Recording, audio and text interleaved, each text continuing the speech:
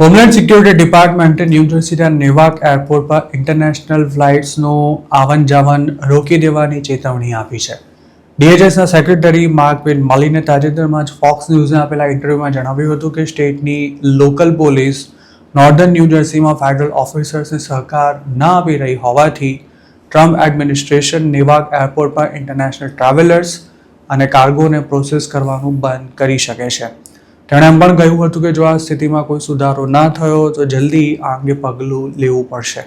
DHSના સેક્રેટરીની ફરિયાદ છે કે ઇમિગ્રેશન એજન્ટ્સ ન્યૂ જર્સીના ડિટેન્શન સેન્ટરમાં આવજા કરી શકે તે માટે લોકલ પોલીસ સપોર્ટ નથી કરી રહી અને જો ઇમિગ્રેશન એન્ફોર્સમેન્ટ અંગે ન્યૂ જર્સીએ પોતાનું વલણ ન બદલ્યું તો એરપોર્ટ પર તૈનાત કસ્ટમ ઓફિસર્સને પાછા બોલાવી લેવાશે.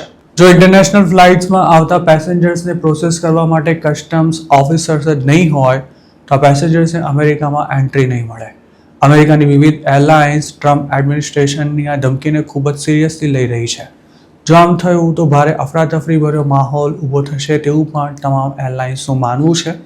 પણ આ અંગે કોઈ એરલાઇન્સ મીડિયા સામે કશું જ બોલવા માટે તૈયાર નથી. એક્ટિંગ એટર્ની જનરલ ટોડ બ્લાન્કે પણ ફોક્સ ન્યૂઝ સાથે વાત કરતા કહ્યું હતું કે છેલ્લે કોઈ ઓપ્શન નહીં વધે તો સરકાર આ પગલું લઈ શકે છે જેની તમામ સેન્ચ્યુરી સિટીઝને અસર થશે. તેમણે એમ પણ જણાવ્યું હતું કે આપણે તમામ ઓપ્શન્સ વિચારી રાખવા પડશે અને સ્થિતિની ગંભીરતાને ધ્યાનમાં રાખવાની સાથે સાથે પ્રેસિડેન્ટ ટ્રમ્પ આ અંગે શું વિચારે છે તેના આધારે કોઈ આખરી નિર્ણય લેવાશે.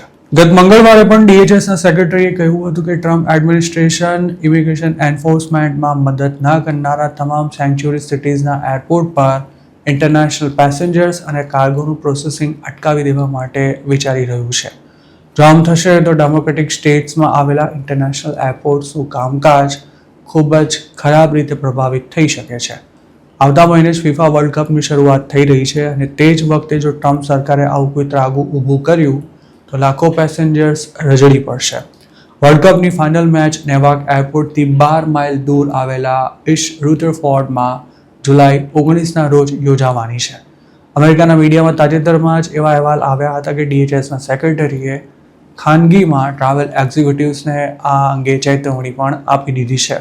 જસ્ટિસ ડિપાર્ટમેન્ટે આવા કહેવાતા સેન્ચ્યુરી સિટીઝ અને સ્ટેટ્સનું એક લિસ્ટ પણ પબ્લિશ કર્યું હતું જેમાં Boston, Denver, Philadelphia, Chicago, Los Angeles, New York, Newark, Seattle અને સેન ફ્રાન્સિસ્કો જેવા બિઝી એરપોર્ટ્સ ધરાવતા શહેરોનો પણ સમાવેશ થતો હતો. ત્યારબાદ મળીને એપ્રિલમાં પહેલીવાર આ એરપોર્ટ્સ પર ઇન્ટરનેશનલ ફ્લાઇટ્સ બંધ થઈ જાય તેવી સ્થિતિ ઊભી કરવાની ધમકી આપી હતી. ડેમોક્રેટ્સનું આ બાબતે એવું કહેવું હતું કે ઇમિગ્રેશન એન્ડ કસ્ટમ્સ એન્ફોર્સમેન્ટ તેમજ કસ્ટમ્સ એન્ડ બોર્ડર પ્રોટેક્શનનો દુરુપયોગ અટકાવવા કાયદામાં સુધારો કરવો જરૂરી છે. US ટ્રાવેલ એસોસિએશને પણ ચેતવણી આપી છે કે જો આમ થયું તો તેની અસર ખૂબ જ ગંભીર હશે.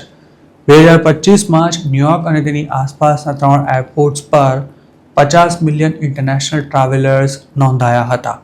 જો એરપોર્ટ પર કસ્ટમ્સનો સ્ટાફ ઘટાડી દેવાય કે પછી હટાવી લેવાય તો ઇન્ટરનેશનલ પેસેન્જર્સ અને કાર્ગોને પ્રોસેસ કરવાનું તમામ કામકાજ રખડી પડશે. નેવાક એરપોર્ટની જ વાત કરીએ તો એરપોર્ટ પર રોજ જે કાર્ગો આવે છે તેની વેલ્યુ $100 મિલિયન જેટલી થાય છે. તેવી જ રીતે નેવાક લિબર્ટી એરપોર્ટ પર આવતી ફ્લાઇટ્સમાં રોજના 20,000 ઇન્ટરનેશનલ પેસેન્જર્સ લેન્ડ થાય છે અને તેમાં 14,000 તો અમેરિકન સિટીઝન હોય છે.